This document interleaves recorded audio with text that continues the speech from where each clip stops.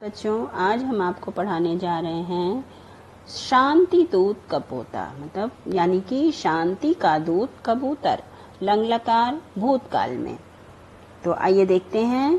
प्राचीन काले काशी नगरे वीर सिंहा नामा राजा आसीत। प्राचीन काल में काशी नगर में वीर सिंह नाम का एक राजा रहता था।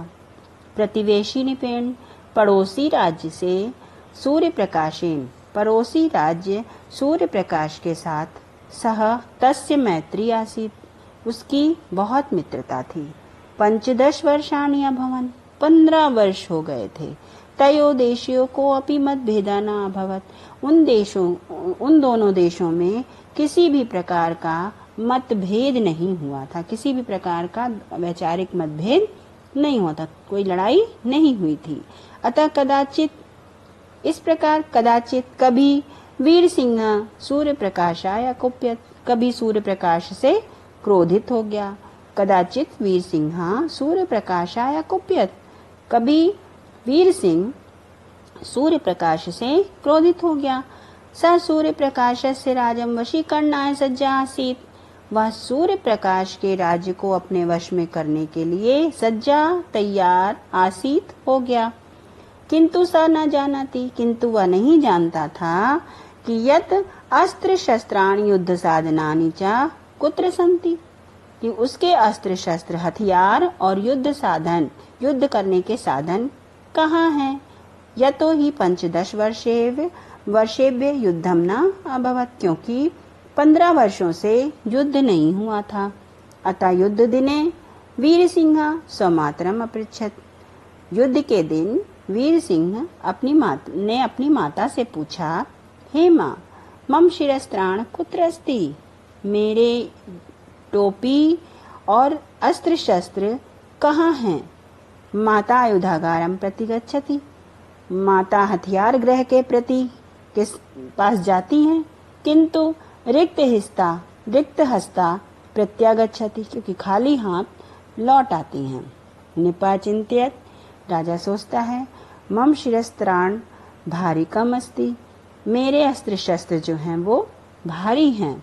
अतः माता ना आनयत, इसलिए माता नहीं ला रही हैं। स्वयं आनयामि, मैं स्वयं लाता हूँ।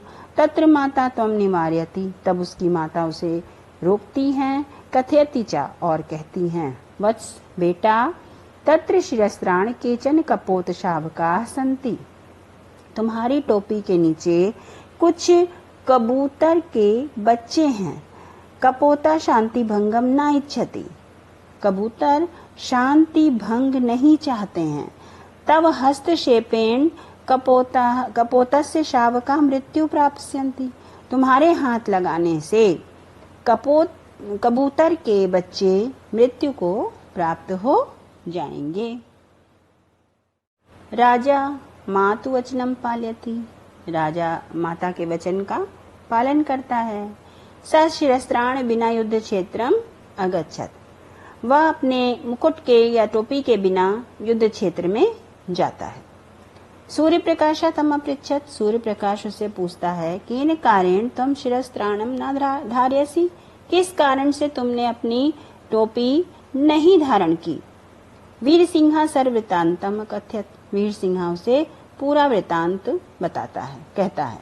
तदा सा आश्चर्यचकिता भवत, तब वह आश्चर्यचकित होता है और कहता है, च अहो तव माता धन्या, तुम्हारी माता धन्य है। या कपोत शावका नाम अपि नाशम न इच्छति, जो कबूतर के बच्चों का भी नाश नहीं चाहती हैं। युद्धे तु असंख्याम सैनिका नाम वध भविष्यति, युद्ध में तो असंख्य सैनिकों का वध होता है। युद्ध में तो असंख्य सैकड़ों सैनिकों का वध होगा। किमिदम उचितम, क्या यह उचित है। आवाम अपि शांति रक्षावा, हम दोनों भी शांति की रक्षा करें।